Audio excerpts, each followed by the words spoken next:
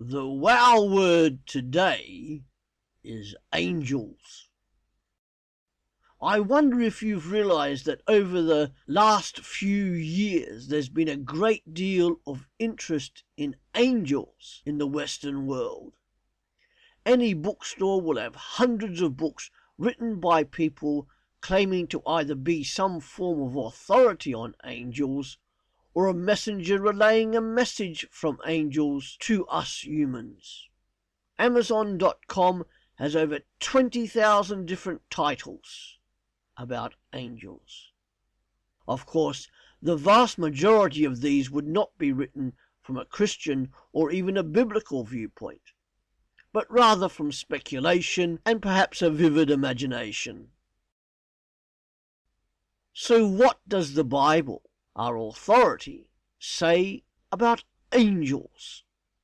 Angels are mentioned frequently in the Bible, at least 100 times in the Old Testament and 175 times in the New Testament. We know that they are created beings, possibly created before humanity. Hebrews chapter 1 and verse 14 tells us that these spiritual beings also serve humans who are inheriting salvation. Wow! These angels appear in human form, as in Abraham's visitor. We know they do not die and they do not marry.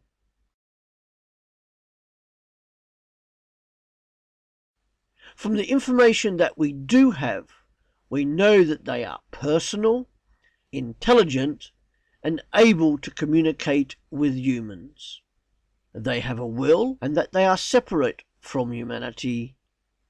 They are powerful, yet also finite. They are mighty, but not all mighty. We know there are large companies of angels, and they do not naturally increase unless God creates more. They are organized, and there are ranks of angels. For example, there's Michael the Archangel and his legion of angels. Cherubim are another class of angel. Their job was to protect, and their likenesses were also seen on the Ark of the Covenant, presumably to indicate their real but unseen presence. So what do they do? As the Greek word angelos means messenger, we know that they carry God's message in times such as at the birth of John the Baptist and, of course, Jesus. For Elijah, they provided food. For Daniel, they protected him from the lions and ministered to Jesus after the temptations in the wilderness. We also know that they are holy and that they praise and worship God.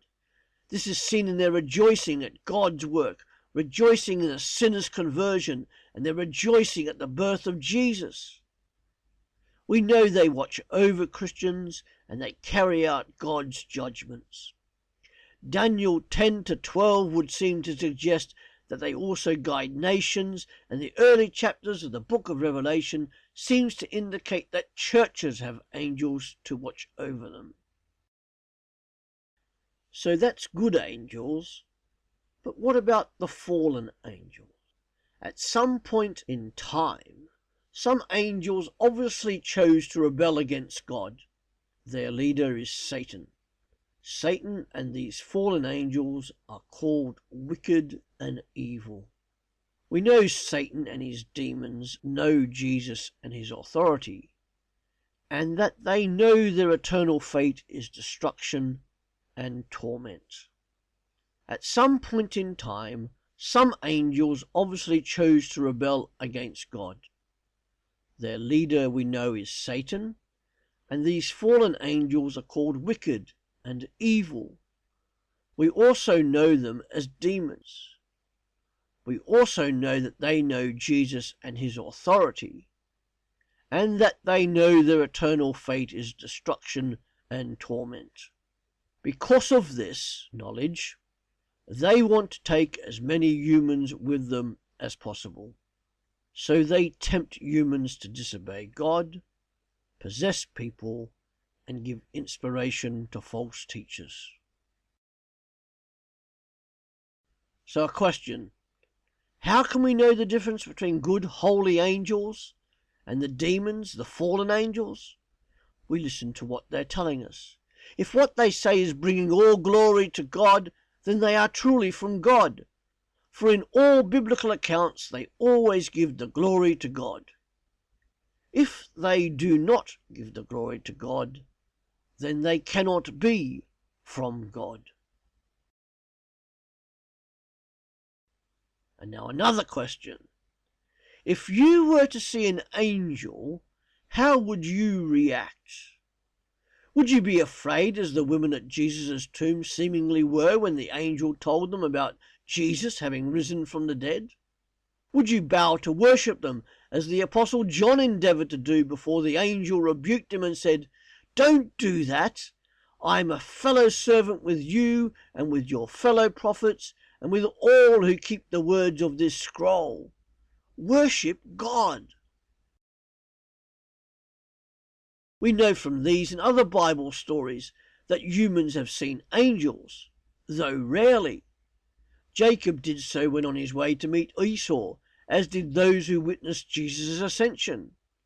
As angels are God's messengers, they must be listened to, as well as being allowed to serve and to minister. By practicing hospitality, particularly to those we don't know, we may also be unaware that we are entertaining angels, according to Hebrews chapter 13, verse 2. We know that angels are not to be worshipped, both according to Paul and to the angels themselves, as we heard from the Apostle John.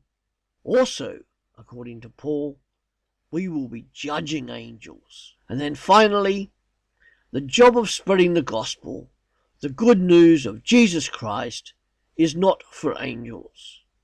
It is for us as Christians to do, following the command by Jesus in Matthew 28 and verse 18 to 20, in what we call the Great Commission. God obviously thinks that this is a much more efficient and effective method than getting angels to do it. That method involves you. It involves you going to tell somebody else the glorious message of salvation through Jesus Christ alone, by faith alone.